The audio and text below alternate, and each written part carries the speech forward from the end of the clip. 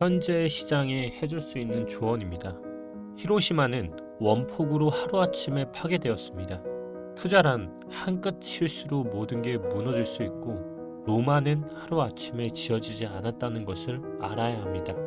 살아남은 부자들의 이야기만 듣고 당신도 쉽게 성공할 거라 생각하지 마시기 바랍니다. 시작합니다. 네, 안녕하세요. 코인드레이버 이진환 전문가입니다. 2024년 4월 15일 오후 3시 41분 영상 시작하도록 하겠습니다. 다들 주말은 잘 보내셨나요? 서울은 비가 조금씩 오고 있습니다. 4월 주요 이슈로 영향을 받을 수 있는 것들에 대해 지난 시간에 말씀을 드렸습니다. 현재 시간 기준으로도 계속적인 가격에 영향을 주는 주요 이슈들은 작동을 하고 있고요. 4월 내내 아마 계속적으로 영향을 받지 않을까 싶습니다. 일단 크게 보면 반감기라는 이슈가 있고요. 그리고 또다시 BTC 현물 ETF, 그리고 비트코인 ETF에 따른 월스트리트의 실사, 그리고 이번 하락의 주범으로 꼽히는 이스라엘과 이란의 긴장 고조에 따른 지정학적인 우려가 있습니다. 그 아래도 굉장히 많은 것들이 있지만 이러한 영향들이 과연 4월에 많은 영향이 될 거라 생각을 했고요. 현재 하락은 잘 아시다시피 이란이 이스라엘에 대한 보복 공격을 강행하면서 악재가 발생을 했습니다. 그러다 보니 비트코인이 급락하는 상황이 나오게 됐고요. 아직 끝나지 않은 것은 이스라엘에 대한 이란의 공격을 다시 보복을 할 가능성이 있다는 것입니다. 하지만 전쟁 충격에도 불구하고요. 비트는 또다시 3%대의 회복을 하다가 또다시 하락을 하는 모습을 하면서 지속적으로 흔드는 모습이 나오고 있습니다. 이스라엘은 앞으로 48시간 안에 이란에 대한 반격을 가할 것이라고 제가 자료를 준비했는데요. 또 다른 뉴스로는 이러한 공격을 한다는 뉴스에도 불구하고 미국의 중재로 인해서 더 이상의 공격은 없다라는 긍정적인 기사가 또 나오기도 했습니다. 하지만 이러한 것들은 대부분 4월에 계속적으로 저는 영향을 받을 것이라 생각을 하고 있습니다. 이러한 와중에도 흔들리는 장세에도 불구하고 굳은 의지를 보이고 있는 곳이 있습니다. 바로 이 상승을 이끌고 있는 바로 블랙록입니다. 블랙록은요, ETF 플로우 테이블의 승인이 되고부터 지속적으로 진심을 보이고 있습니다. 얼마나 많은 자금을 사고 있냐면 현재 11일, 12일, 13일 계속적인 하락이 나오고 있음에도 1억 9,210만 달러의 자금이 지속적으로 블랙록을 통해서 들어가고 있는 게 확인이 되고 있습니다. 총 150억 달러를 넘어섰지만 그 유입은 멈출 생각이 없어 보이고 있고요. 제가 지속적으로 말씀드리지만 그 사람들이 블랙록이라는 곳이 이러한 가격에도 산다는 것은 우리는 단기적인 시각이 아니라 더 큰 미래를 봐야 한다는 겁니다. 이제 그들은 비트코인 보유량도 그레이스케일의 GBTC와 약 3만 개에서 4만 개밖에 차이가 나질 않습니다. 한쪽이 계속된 유출을 하고 있는데 그것보다 더 큰 기관인 블랙록이 계속적으로 유입을 하고 있는 이 장세 어떻게 보십니까? 저는 조만간 이제 역전이 확실해질 것이라 보고 있고요. 테슬라나 테더의 보유량을 넘어선 지는 오래고 2020년 8월부터 비트코인의 진심이었던 마이크로스트래티지 또한 넘어서는 모습입니다. 이제 그들을 누가 막을 수 있을까요? 이 수많은 기관들이 이제는 블랙록 앞에서 쭈그라들고 있는 모습이 보이고 있습니다. 이제 그레이스케일만 확실히 넘어선다면 남은 상대는 아무것도 없는 상황이 나올 것이라 생각을 하고요. 이스라엘과 이란에 대해서 궁금해 하실 텐데요. 저는 전쟁을 크게 걱정하지 않아도 된다라고 생각을 합니다. 그 이유는 파이낸셜 기자가 잘 준비를 했는데요. 그 뉴스를 보면서 얘기를 해보도록 하겠습니다. 잘 보시다시피 희한한 이란 보복 모두가 승자라는 제목으로 기사가 하나 올라왔습니다.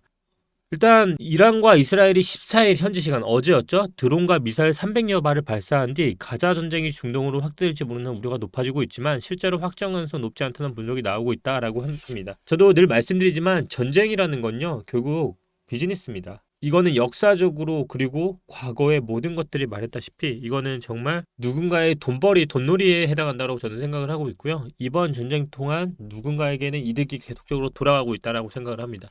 그러면 이러한 이득을 가장 누가 많이 승자를 볼까요? 잘 보시다시피 우리는 이스라엘과 이란 이전에 이스라엘과 누가 먼저 싸우고 있는지를 확인을 해봐야 합니다. 보복에 나섰던 이란이나 보복 공격을 당한 이스라엘, 또 이스라엘을 전폭 지지를 선언한 미국 등 관련 세계국 모두가 승자이기 때문이다. 왜 승자일까요? 일단 이번 전쟁으로 인해서 이스라엘에 대한 군사력이 입증이 됐습니다. 지난해 10월 7일 보잘것없던 군사력을 지닌 하마스의 기습 공격에 심각한 피해를 입으며 체면을 구역이었던 이스라엘은 이란의 이번 보복 공습으로 되레 탄탄한 군사력을 입증했다라고 말을 하고 있고요. 이란이 이번에 이스라엘을 공격하기 전에 이스라엘과 하마스의 공격에 있어서 이스라엘이 낙하산 부대도 들어오고 하면서 뚫리는 모습을 보였죠. 하지만 이번 이란에 대한 보복 공격을 무려 99%를 요격하면서 굉장한 방어율을 다시 한번 입증하면서 이스라엘의 군사력을 입증하는 결과가 나오기도 했고요. 또 하나, 이란 자체가 또다시 종이 호랑이가 아니다라는 표현을 쓰며 누군가 건드리면 이란도 보복할 힘을 갖고 있다는 걸 분명히 보였다면서 두 나라가 전부 다 승리라는 표현을 했습니다. 또한 미국이 이 세 개의 나라를 중재하는 역할의 중심에 있으면서 동맹의 확실한 신호, 우리는 이번 이란 공습으로 동맹국들의 신뢰를 회복할 수 있게 된다고 하면서 저는 이 모든 것들이 결국은 미국이 짜놓은 판에서 돌아가고 있는 게 아닐까 조심스럽게 생각을 해보고 있습니다. 그래서 저는 이번 전쟁은 결국 걱정을 하는 판이 아니라 누군가에게 기회가 되는 판이라고 생각을 합니다. 우리는 앞으로 4일하고 19시간 22분이라는 시간밖에 남지 않았습니다. 바로 반감기죠. 이 반감기로 인해서 과연 그 후에 하락이 나올지 아니면 그 전에 나올지, 그 하락이 더 나올지는 아무도 모르지만 결국 우리가 알아야 할 것은요, 아직 비트코인은 하락이라고 보기에는 기존에도 말씀드렸던 것처럼 2021년, 22년에 나왔던 이 정고의 흐름을 아직까지는 지키는 흐름 안에서 정고를 뚫고 이 저항벽에 부딪혀서 지지를 만들고 있을 뿐이지 아직까지는 저점도 삼각 수렴 안에서 만들어지고 있다라고 보는 게 차트상으로도 더 깔끔하고요. 아직 하락이라고 명시하기는 좀 그런 게 지금 이 부분이 깨지지 않고 있습니다.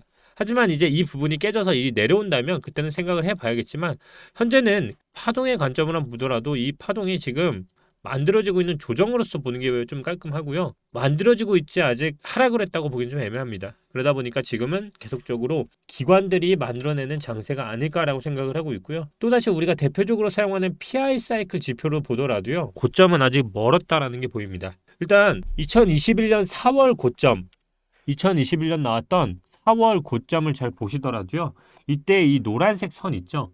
이 노란색 선이 MA 111선입니다. 그리고 녹색 선이 MA 350선으로요. 이 만나는 지점이 뭐였죠? 고점이었고 만나는 지점이 고점이고 조정을 받고요. 다시 한번 크로스를 이루면서 올라가는 게 보이실 겁니다. 결국 지금 이 위치에 있는 선은 나중에 시간으로 봤을 때 만나는 지점이 나오기 때문에 마찬가지로 현재 노란 선이 녹색 선 아래에 위치하고 있고 만나기 위해 올라오고 있다는 것을 봤을 때 이 최종적인 선의 위치로 보면 비트코인은 정말 더 크게 상승할 여지가 남아있다라고 생각을 하고 있고요. 그 위치는 제가 처음 잡아드렸던 85,000 이 부분 또는 정말 뉴스에서도 정말 많이 나왔죠. 152,344달러 바로 이 위치까지도 열려있는 선이라 보는 게 저는 아직까지 조정이라고 보기는 애매하다고 보고 있고요. 아서에이지가 그가 계속적으로 말하는 시장의 상황으로 보면 영어로 해석했을 때 이런 말을 했죠. 4월 15일부터 5월 1일까지는 미국의 연간 세금 공제가 세금 시장 유동성을 고갈시킬 것으로 예상이 되고 4월 20일에 진행되는 반감기로 인해서 과매도하고 시장에 압력이 있기 때문에 매도 압력이 있을 것이라고 계속적으로 말을 했습니다. 결국 15일부터 20일 이 사이에는 계속적인 매도의 압력이 작용을 받을 거고요. 하지만 그럼에도 불구하고 저는 계속적으로 말합니다. 바로 얼마 아니죠? 바로 어제 있었던 13일, 14일에 대한 고래들의 지표를 가져와 봤습니다. 팩트 기반으로 말씀을 드리는 겁니다. 바로 13일, 14일 누군가가 무엇을 샀죠? 바로 이더리움을 샀습니다. 얼마나 샀을까요? 이 고래는요, 바이낸스에서 시장 하락한 후에 1000개의 이더리움을 추가 매수해서요, 총 8,300개의 이더리움을 보유 중입니다. 누군가는 이 시장에서 흔들릴 때 고래들은 계속적으로 데이터를 누적하고 있다는 겁니다. 자, 여러분, 지속적으로 말씀드리는 도미너스, 자, 중요하다 생각했죠. 비트코인이 지금 하락을 하면 바이 알트 히어, 여기가 알트를 살 지점이다. 여기입니다, 여기. 자, 그럼 우리 뭘 해야 합니까? 비트가 이번 하락으로 알트는 내려갔죠. 자, 이 내려가는 게 왜 좋냐라고 말씀하시면 이거는 지금 도미넌스 차트이기 때문입니다. 도미넌스 차트는요, 기존에 하락이 나왔던 바이 알트 히어리라고 적혀있는 이 부분 있죠. 이때가 다 알트들이 폭등했던 장입니다.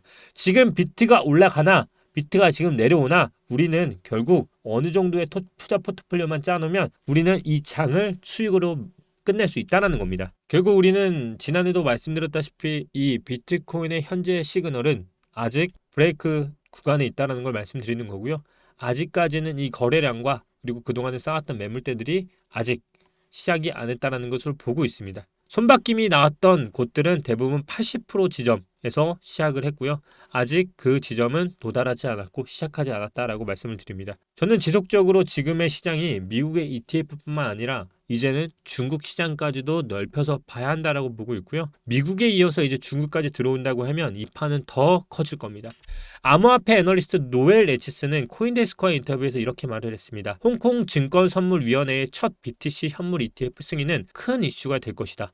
홍콩에 기반을 둔 헤지펀드 패밀리 오피스뿐만 아니라 중국 투자자에게도 접근성을 제공하기 때문이라고 말했다. 제가 4월에 기대해 볼 만한 게 뭐라고 했죠? 바로 SEC가 4월 15일 첫 BTC 현물 ETF를 승인할 계획이라고 보도했다. 어디가? 중국 매체 텐센스 뉴스입니다. 자, 처음으로 들어가서 BTC 현물 ETF 오늘이죠. 누군가는 그럽니다. 또 연기될 거라고. 자, 우리 비트코인 ETF 연기 2번, 3번 되면서 퍼스트, 세컨드 이렇게 되면서 어떻게 됐습니까? 그 기대감이 점점 올라갔고요. 최종적으로 승인되니까 자금 들어오면서 이 가격 됐습니다.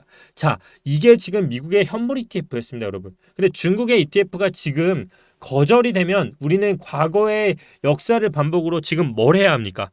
바로 우리는 중국의 ETF는 또다시 기회를 준다는 겁니다. 그러니까 여러분들이 현 시점에서 지금 해야 할 거는 흔들리는 장세에 두려움을 떠는 게 아니라 우리는 이제 매수 기회를 알아야 할 때입니다. 인트로에서 제가 뭐라고 말씀을 드렸습니까? 투자란 한 끗 실수로 모든 게 무너질 수 있고 로마는 하루아침에 지어지지 않았다는 것을 알아야 합니다. 여러분, 매일매일 투자가 흔들리신다고 한다면 여러분들은 그냥 하루아침에 투자를 실패할 것입니다. 하지만 살아남은 부자들의 이야기를 들어보면 그들은 수많은 시행착오와 수많은 돈을 잃어보고 그때서야 돈을 벌게 됩니다. 여러분들의 투자가 진심으로 성공하길 저는 간절히 바랍니다. 오늘도 코인드라이버 이진환이었고요. 현재의 장이 너무 흔들리더라도 우리가 봐야 할 건 작은 흔들림이 아니라 우리가 어디까지 봐야 하는, 우리가 가고자 하는 방향이 최종적으로 어디에 있느냐를 봐야 할 것입니다. 블랙록은 지금 이 시간에도 사고 있습니다. 감사합니다.